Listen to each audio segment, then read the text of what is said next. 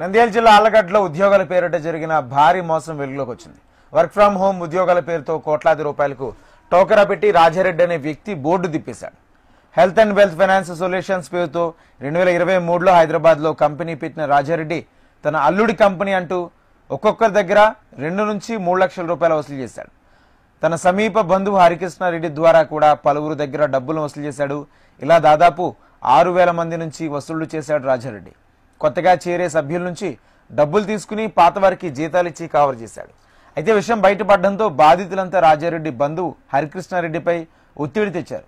హరికృష్ణారెడ్డి ఫిర్యాదుతో రాజారెడ్డిపై కేసు నమోదు చేసిన పోలీసులు రాజారెడ్డిని అదుపులోకి తీసుకుని విచారణ జరుపుతున్నారు.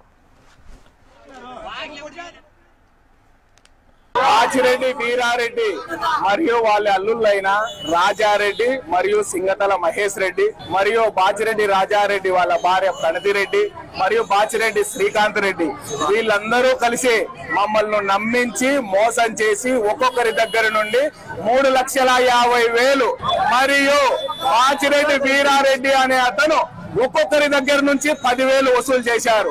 ఎందుకు 3 సంవత్సరాలు ఉద్యోగం ఇస్తాము, నెలకు 40,000 మీకు ఉద్యోగం ఇప్పిస్తామని ఇంటింటి దగ్గరికి వెళ్లి ఇంట్లోని ఆడవాళ్లను ప్రలోభాలు పెట్టి వాళ్ళ బంగారు తాకట్టు పెట్టి ఇల్లు కొంప వాకిలి అన్ని తాకట్టు పెట్టి 3,50,000 డబ్బులు మరియు ఆయన 10,000 కమిషన్ గా తీసుకున్నారు.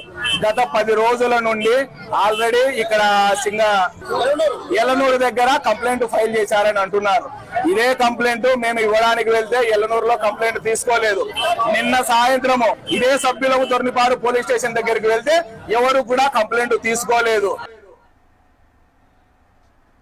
కేశవయ్య అనే బాధితుడు మాటల్లో మీకు అందరికీ తెలియపరచాల్సింది అంటే ప్రభుత్వానికి కానీ ప్రజాప్రతినిధులకు కానీ పోలీస్ శాఖ వారికి కానీ నా విన్నపం, నిన్నటి వరకు జరిగిన ఫ్రాడ్ గురించి మా వాళ్ళు చెప్పడం జరిగింది బాధితులు.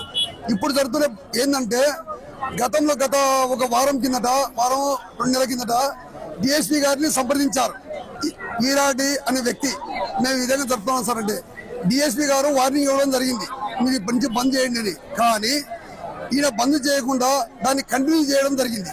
కంటిన్యూ చేయడంతో 3,50,000 రూపాయలు కట్టాల్సిన డబ్బులు 2,50,000 రూపాయలు అల్లుడి పేరు మీద రాజారెడ్డి పేరు మీద పంపించాడు. మిగతా డబ్బులు రాజారెడ్డి ఈయన అకౌంట్ వేసుకున్నాడు. తర్వాత 360 అని చెప్పి 350 అల్లుడికి పంపించాలా, 10,000 రూపాయలు నాకు కమిషన్ కావాలని చెప్పి ఉద్దేశంతో ఈయన 10,000 రూపాయలు తీసుకున్నాడు.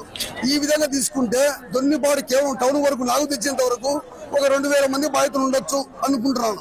2,000 మంది ఇంటూ 10,000 ప్లస్ 50,000 రూపాయలు లెక్క తీసుకుంటే వీరారెడ్డి దగ్గర అప్రాక్సిమేట్ గా ఒక 7-8 కోట్లు ఉన్నట్లు.